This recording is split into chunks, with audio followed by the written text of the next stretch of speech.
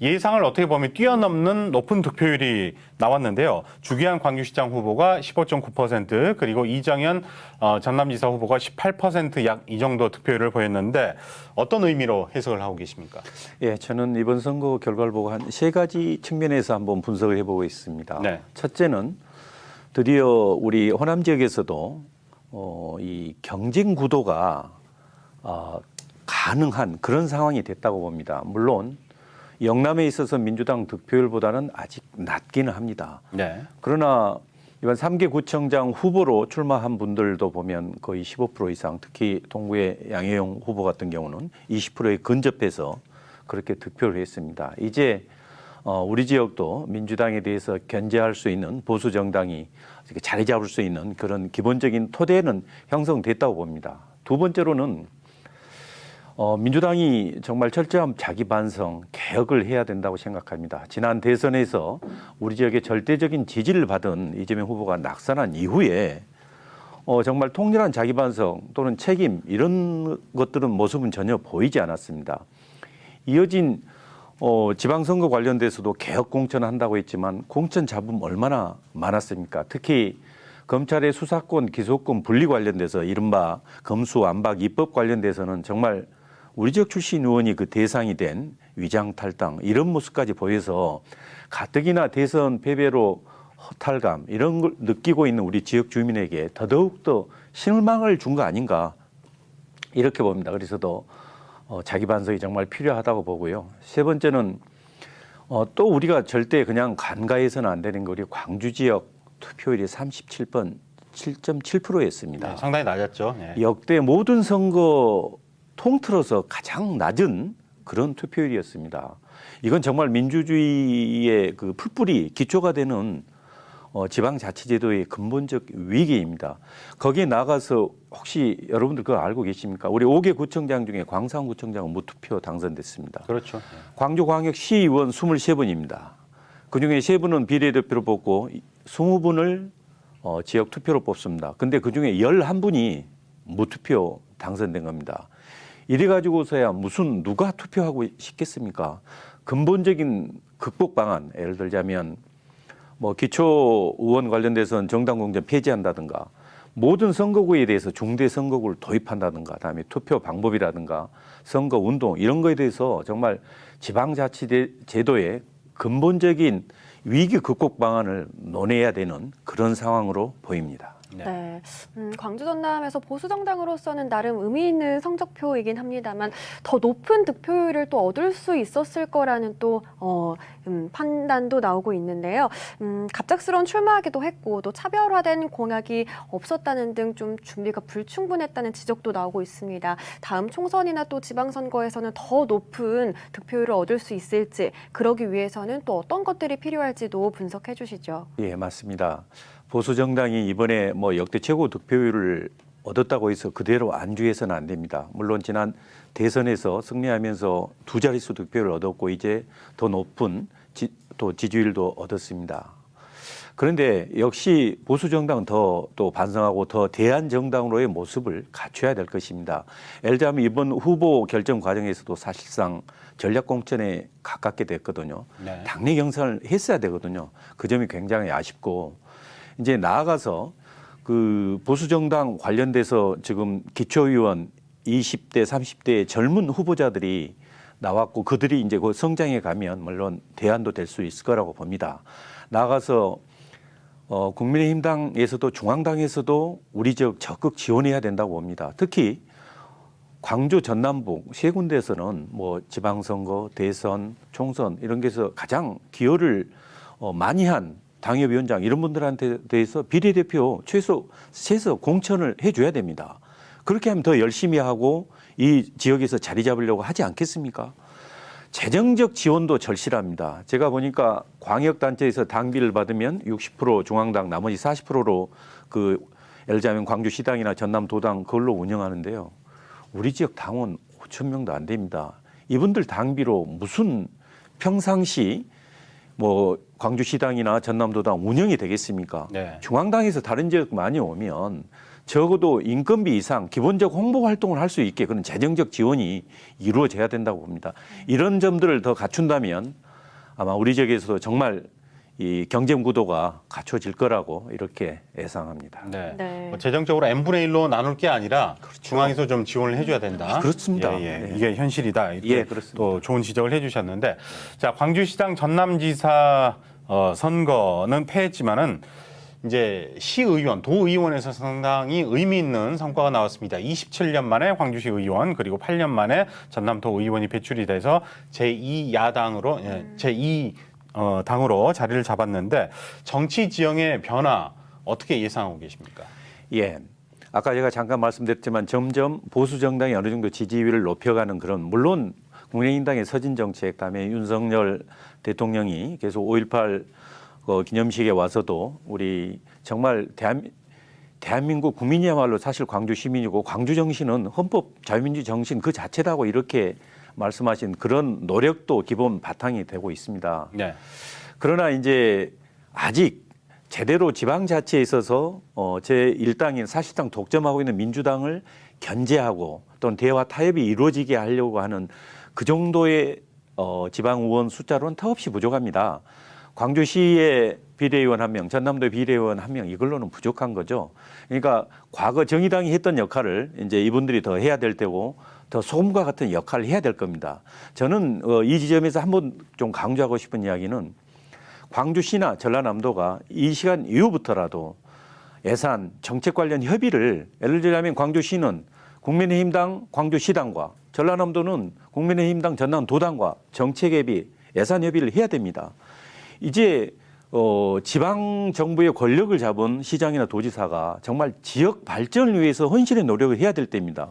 그렇다면 정당이 다르다 하더라도 현 정부의 집권당인 여기 시도당과 적극 정책 예산 협의에서 그런 예산들이 적극 지원될 수 있게 그렇게 해야 된다고 봅니다. 저는 이 점 광주시와 전라남도에 꼭 당부드리고 싶습니다. 네. 지금 송계석 변호사와 함께 이야기 나눠보고 있는데요. 여기에서 잠깐 국민의힘 비례 당선인 당사자 직접 연결해서 한번 이야기 나눠보도록 하겠습니다. 김용임 국민의힘 광주광역시 의원 비례 당선인 화상으로 연결되어 있는데요. 들리시나요? 네. 네, 안녕하세요. 네, 안녕하십니까? 안녕하십니까? 먼저 네. 본방을 사수하고 있는 우리 사수님들에게 자기소개 또 인사 말씀 부탁드리겠습니다. 네.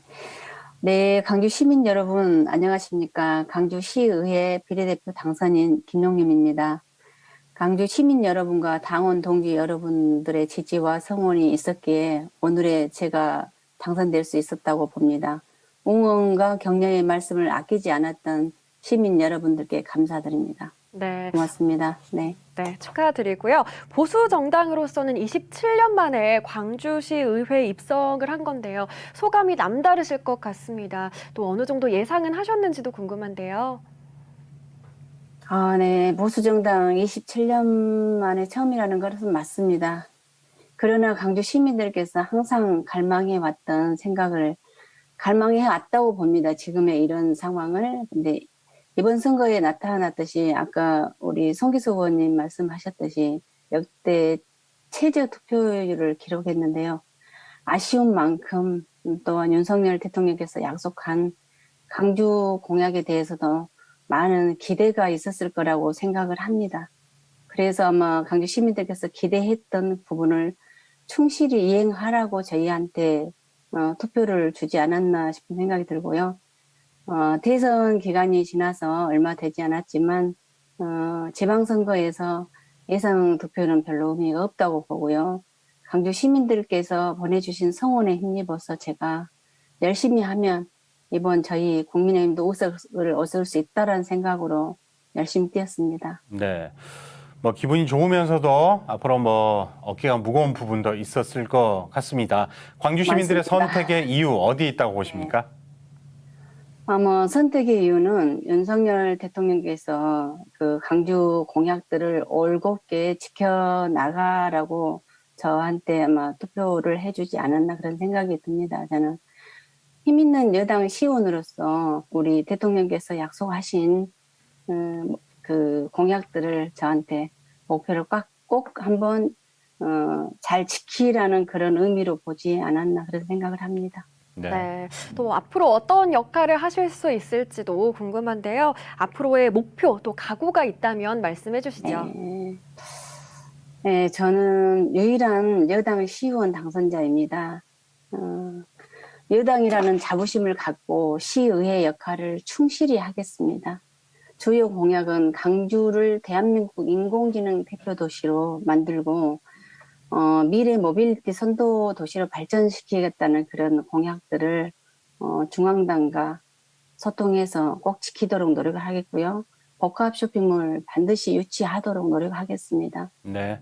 대통령님께서 약속하신 공약을 꼭 실현될 수 있도록 발로 뛰면서 노력하겠습니다. 네. 자, 방송을 보고 계시는 우리 시청자분들에게 마지막으로 한 말씀 부탁드리겠습니다. 네, 존경하는 145만 강주 시민 여러분, 과거의 그 제2당과 다르다는 것을 저 김용님이 꼭 보여드리겠습니다. 강주시의회와 강주시는 올곧이 강주 시민을 위해 존재한다고 봅니다. 열심히 하겠습니다. 네. 네, 오늘 시간 내주셔서 정말 감사합니다. 지금까지 김용임 국민의힘 광주광역시 의원 비례당선인과 함께 이야기 나눠봤습니다. 고맙습니다. 감사합니다. 네. 자, 계속해서 이제 송기석 변호사님과 이야기를 나눠보도록 하겠습니다. 어떻습니까? 어떤 점이 좀 기대가 되고 어떤 느낌을 받으셨어요? 사실 김용임 당선자가 오랫동안 정당 활동을 해왔었습니다. 네네. 그리고 지역에서 여성위원장 등으로 이제 활동하고 또 오랫동안 봉사활동도 해왔습니다. 그렇기 때문에 그동안의 그 정당 활동 이런 걸로 다져진 역량이 꽤 있습니다. 실제 출마 전에 이렇게 만나봤는데 이야기해봐도 아주 당찬 측면이 있습니다. 그래서 정말 광주시의회에서 꼭 솜 같은 역할 이걸 꼭 해내리라고 믿습니다. 네, 또 질문을 이어가 보도록 하겠습니다. 국민의힘이 지방선거에서 좋은 성적표를 받아들이긴 했지만 해결해야 될 당내 과제들도 많거든요. 우리 지역 현안과 관련해서 또 해결해야 할 문제들 어떤 것들이 있을까요? 예, 맞습니다. 물론 이제 좋은 성적표 얻긴 했지만 일단 하반기 국회 원구성을 해야 됩니다. 이제 책임 있는 집권 여당으로서 거대 야당과 협상을 해야 됩니다. 그 과정에서 원만한 최대한 빨리 하반기 원구성을 이뤄야 그리고 국회에서 좀 정부 지원을 해야 될 부분도 많이 있거든요. 이제 그 부분 당연히 해내야 하고 지난 윤석열 정부 최초 이렇게 내각 구성 과정에서 사실 제가 보더라도 광주 전남 인사들이 많이 이렇게 자리를 잡지 못한 것은 배제가 사실입니다. 됐죠. 네. 사실상 이제 의도적 배제는 아니라고 생각합니다. 이제 네. 우선적으로 어려운 문제들을 빨리 타개하고 그러기 위해서는 유능한 사람을 먼저 쓰겠다고 하고 그랬겠지만 역시 이제 인적 네트워크 자체가 아무래도 우리 지역이 좀 약하지 않습니까? 그래서 남은 기간 동안 정말 유능한 분들 좀 잘 찾아서 2기 내각 구성한다든가 추후에 주요한 자리 이런 것에서 꼭 우리 지역 인사가 그런 자리에 반영될 수 있게 했으면 좋겠습니다. 네. 자, 이제 국민의힘 내부로 들어가 보도록 하겠습니다. 이제 당권 경쟁이 본격적으로 시작될 텐데 오늘 뉴스에서 접하신 분도 많이 계셨을 것 같습니다. 이준석 전 대표가 이제 우크라이나 방문하면서 당내에서도 여러 가지 목소리가 나오고 있습니다. 앞으로 당권 경쟁 어떻게 될 거라고 보십니까? 네, 이준석 대표의 우크라이나 방문은 제가 봐서도 약간 부적절한 측면이 있습니다. 왜냐하면 우크라이나만 있는 게 아니고 전쟁 상대방인 소련이 있지 않습니까? 러시아 문제가 있는데 우리 대북 문제 해결 모든 국제 문제 해결에 있어서 사실 러시아의 협력이 어느 정도 필요합니다. 이런 상황에서 전쟁 당사자의 일반국만 방문해서 거기서만 이렇게 여당 대표가 활동한다는 게 외교부 입장에서는 좀 곤혹스러울 수 있습니다. 그래서 그런 부분은 좀 배려 이런 게 좀 부족하지 않았나. 사실 국제 문제 해결에서는 일단은 현 단계에서는 외교부에 맡겨야 되는 그런 상황이었는데 하나 아쉬움이 있고요. 다음에 이준석 대표에 대해서 이런저런 이야기가 있습니다. 당 혁신위 구성 이런 거 관련돼서 이 부분도 사실은 민주당보다 먼저 당내 혁신, 공천 문제 이렇게 이슈를 먼저 의제 선점한 것에서는 의미가 있지만 이 과정에 있어서도 당내 지도부들과 좀 협의를 거쳐서 했으면 그런 그 우려의 목소리는 덜 나왔을 텐데 이른바 자기 정치 이런 이야기는 안 나왔을 텐데 그런 아쉬움이 있고요. 추후에 여러 가지 개인적 문제, 윤리위원회 문제도 있긴 합니다.